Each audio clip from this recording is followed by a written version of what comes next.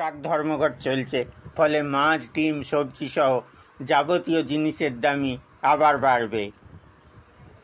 Truck ড্রাইভারদের ওপর পুলিশি জুলুমের প্রতিবাদে এই ট্রাক ড্রাইভার ধর্মঘট বা স্ট্রাইক চলছে।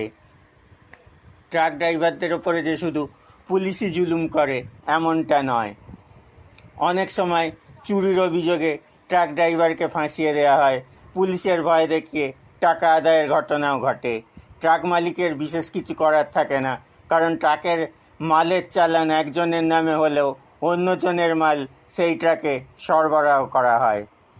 এইসব নিয়ে কখনো কখনো খবর হয়, রাত বিরেতে মিডিয়ায় ফোন যায়, কখনো অমুকের ছেলে তমুকের নাতি ফোন করে খবর না করলেই ভালো হয় বলে মিডিয়াকে জানায়।